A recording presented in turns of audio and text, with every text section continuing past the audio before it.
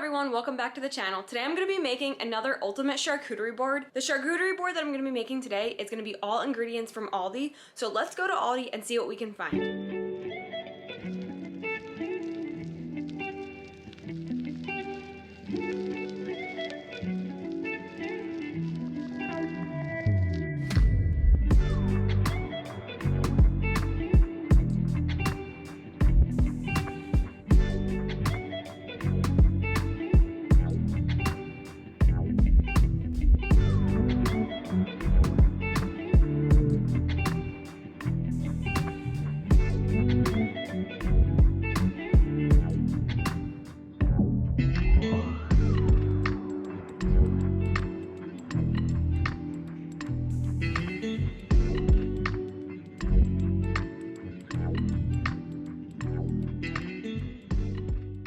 The first item that I'm going in with is Parmesan cheese. This is one of my personal favorites. Because of the shape of this cheese, the slices gradually get bigger, which made it super easy to overlap them and just lay them out on the board.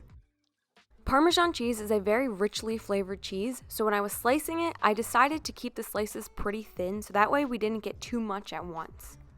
Once I was finished slicing the Parmesan, I laid it along the outside of the charcuterie board and I just overlapped them one over the other. I didn't put the cheese all the way up against the outside because later on I'm going to be adding some blackberries in that space. The next cheese that I'm going to be going in with is double cream Brie. This one was really delicious. I decided to cut off the top of the cheese because I just like it better like this, but you can use your preference if you'd rather keep it on, that's okay too. I'm going to be cutting this cheese into 16 slices. I'm starting off by cutting it in half and then turning it and cutting it in half again. And I'm going to continue doing that until I get to the 16 slices. Because the top is cut off, it's a lot more sticky than usual. So you just need to wiggle the knife and slide it out, and you can go kind of slow if it's getting stuck a lot. For this particular board, I'm not going to be using the full amount of the cheese. I'm going to be using about half of it. Once I was finished slicing the cheese, I started laying them on the board, taking turns alternating the opposite direction that they were facing. The next cheese that I'm going in with is this crimson cranberry white Stilton cheese. It has a light fresh flavor and a crumbly texture. After tasting this cheese, it's definitely one of my new favorites. I use the tip of my cheese knife to crumble the cheese, and then I'm just placing it right onto the board into a small pile. Moving on to meats, I'm going in with some Italian dry cured salami, and I'm going to be making a salami rose using a wine glass. So I'm just taking a piece of salami and wrapping it around the rim of the glass, and I keep doing that, overlapping them. The more pieces of salami that you put, the sturdier your rose will be. This time I didn't fill it as much as I could have just because it was only going to be 4 people, so I didn't need quite as much salami. Wiggle the wine glass back and forth slowly to get the rose out and then place it onto your board. I placed mine right next to the Brie cheese. Next I'm going in with some bite-sized dry salami and I'm just overlapping it right next to the crimson cranberry white Stilton cheese. I'm adding some garden vegetable crackers right next to the salami rose. These ones were really good. I'm also adding some sea salt pita crackers right next to the bite-sized salami and I'm just overlapping them. They're going to add a nice crunch to the board. Strawberries are one of my favorite fruits to add to any of my charcuterie boards. Not only are they delicious, but they look beautiful on any of the boards. I cut them in half lengthwise, and then I just started placing them next to the vegetable crackers. I also added a handful of blackberries in front of the cranberry cheese. I thought the contrast in color between the cheese and the blackberries looked really nice. I continued placing them on top of one another until the pile of blackberries looked full enough. Then I went in with some red grapes right between the Parmesan cheese and the pita crackers, and the contrast in color looked really pretty. I also added some green grapes to the board and I placed those right next to the Brie cheese. Adding apricots to a charcuterie board enhanced the board's visual appeal and flavor profile. Apricots with their vibrant color and sweet tart taste provide a delightful contrast to the savory meats and cheeses. Blackberries can be arranged around the board for a pop of color or placed near complementary flavors to encourage pairing.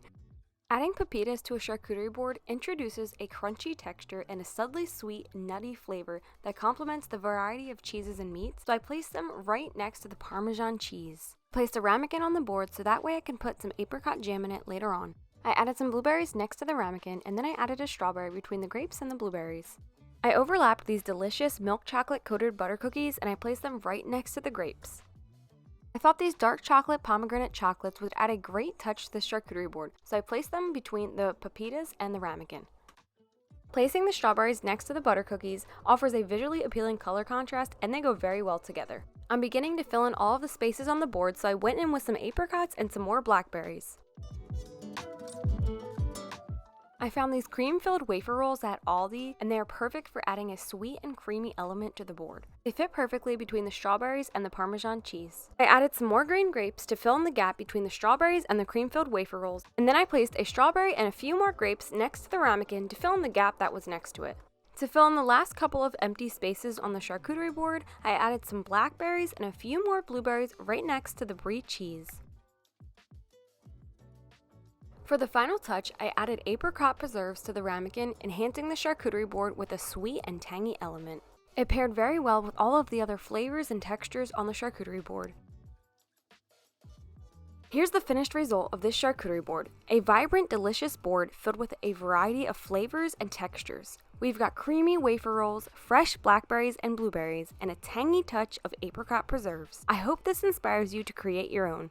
If you enjoyed this video, please give it a thumbs up, leave a comment, and don't forget to subscribe for this channel for more content like this. I'd love to hear what you'd like to see next on our channel. Feel free to leave some suggestions down in the comments below, letting me know what kind of charcuterie boards you guys want to see on this channel next. Thanks so much for watching this video. I hope you guys really enjoyed it. Be sure to like, comment, and subscribe to this channel. Leave a comment down below letting me know what kind of charcuterie board videos you guys want to see next, and if you think I should start a separate channel for a vlog channel. And I'll see you guys in the next one. Bye!